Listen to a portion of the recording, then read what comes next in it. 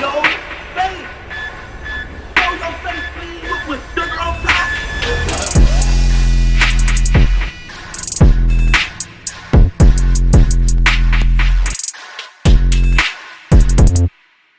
Hey, what's up, y'all? Y'all know my slogan. I don't know it all,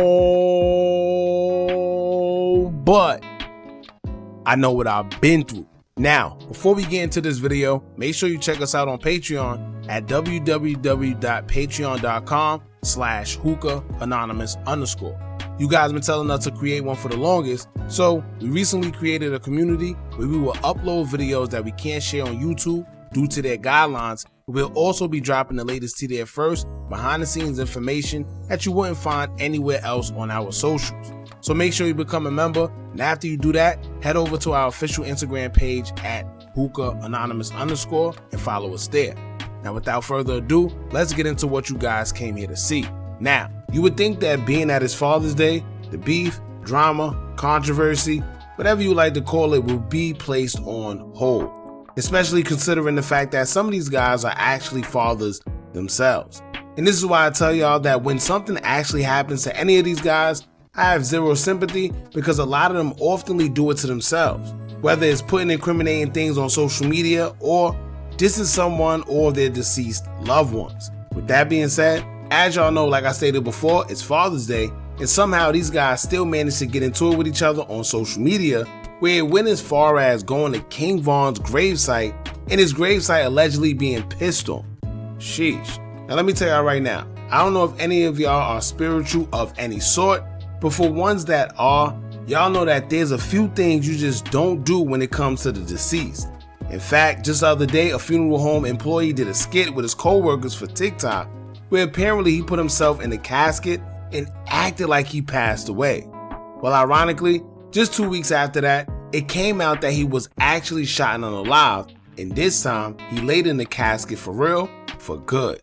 Growing up, we was always taught that you let the deceased rest, and if you keep knocking at the door of death, eventually it'll answer. The second thing is, you never go to someone's gravesite and taunt the deceased. It'll never end well, and the last time we seen something like that was with Philly rapper YBC Duel, when he would go to a cemetery, grab the shovel, and acted as if he was digging up one of his ops' grave. Shortly after, YBC Duel was shot and unalive himself. I said all that to say this: dissing the deceased never ends right, no matter what or who's doing it, and if that's what you choose to do, you just gotta expect that maybe your time will be coming sooner than you think. Now in this case, we have 051 Kiddo and OTF Boonie Moe. Now according to 051 Kiddo, Boonie Moe started it by dissing, and he just responded. But for some reason, every time they respond to getting dissed, people got a problem and then make them seem like they're the bad guys. So we're going to get into it with what started everything and what Kiddo had to say as a response, including him showing a picture of King Von's gravesite, insinuating that he may have took a piss on his gravesite, and claiming to have a video of the whole altercation. Sheesh. Y'all hit that thumbs up button so we can get this video into the algorithm, and if you not subscribed to the platform already, make sure you do so now. Let's get into it. Gotta call the outside distance, so I don't know if he a fan or fear. Look like he got down syndrome, he dressed bad, his nail dirty, ain't got no paper. That size in his jury, you can tell they get it from the middle of mall. Other, she look like Big Bertha and she got a beard. Now that was a short clip of a song called 52 Dead Ops by OTF Boonie Moe, and he would also caption it saying, quote, 52 Dead Ops, dropping audio tomorrow, keep brother and them name out y'all mouths, too dirty to even be mentioning phone them. At Shoebox from the O, send verse baby bruh, hashtag do it for Vaughn. Do it for D-Thing Blood Brothers. Now according to 051 Kiddo, he feels he was dissing, so he just replied. Typical drill culture back and forth. Now for y'all that don't know, 051 member Driller has a classic song within the drill culture called 51 Dead Ops, taunting his ops alive and deceased. For some reason, Boonie Moe thought it'd be a good idea to make a song correlating to that one and remixed it, saying that he has 52 deceased ops and he's releasing it on Father's Day. Now of course, this was definitely going to incite a response from 051 because it's simple. Nobody's going to diss and take a diss and not respond.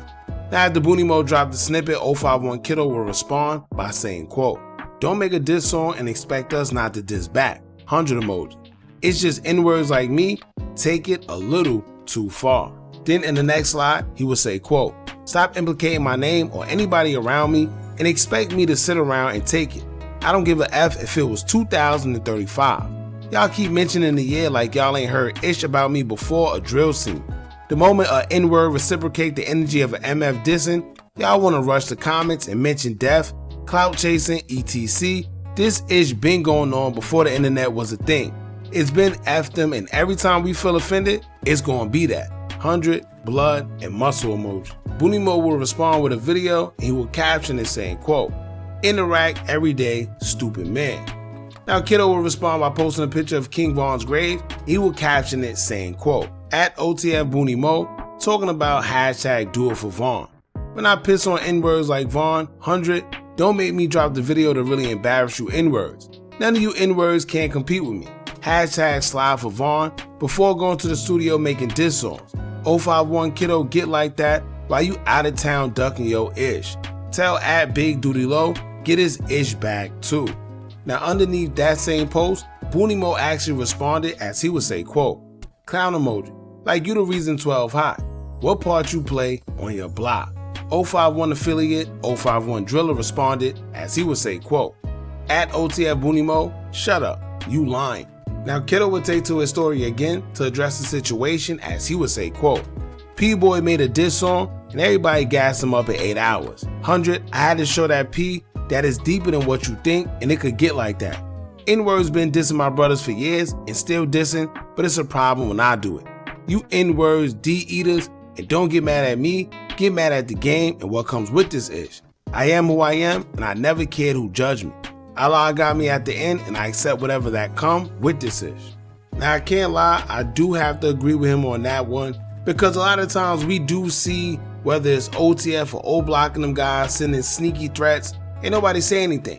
But when Kiddo or any of them actually say something back, they always resort to it being 2025. And I'm not gonna lie, we even did that a couple times, right? But I also had to realize that at some point in time, just because you have a bigger voice, don't mean that people can't respond. And you never know how people respond to disrespect. You can't punch somebody and determine how they're gonna take it. Like perfect example, if somebody trying to fight and then next thing you know the other guy shoots him, you can't say, well, you wasn't supposed to shoot him because he hit you. Well, everybody respond differently when it comes to disrespect, period. Some people calm, but some people take it far. But at the end of the day, like I said before, you can't determine how somebody responds to disrespect. It just is what it is. Now in the last slide is when he will allude to him pissing on King Von's grave and even stating that he has a video of it himself. He would say, quote, "Driller no, 100 emoji. Don't make me drop the video, mark my words. Keep talking and I'ma drop the video pissing on his ish. At the Wicked One." Now aside from all that, here's the part that I'm confused about. If you remember when Durk had the concert where he was pushing peace before he got arrested, J-Mane recorded the phone call he had with Lil Durk, and Durk stated that whoever is not with him pushing peace, he's not having them around, and he's basically cutting ties with them completely. Now here's a question. Is he going to continue having Boonie Moe around? Because if he's still making diss songs and getting into it with the ops on social media, I don't think that's going to be a good look for Durk if he claims that he's pushing peace. It only proves the point of people that believe Lil Durk was only trying to push peace because he knew that the feds was coming to get him, so he wanted to look good. And like I told y'all before, it's Father's Day, but clearly the drama don't take any days off. Y'all jump in the comments and let me know what y'all think about this. Don't forget to like, comment, share, and subscribe. Hit that bell so you're notified every time we drop new content. And remember, as long as you keep on watching, I'ma keep on dropping. And I'm out.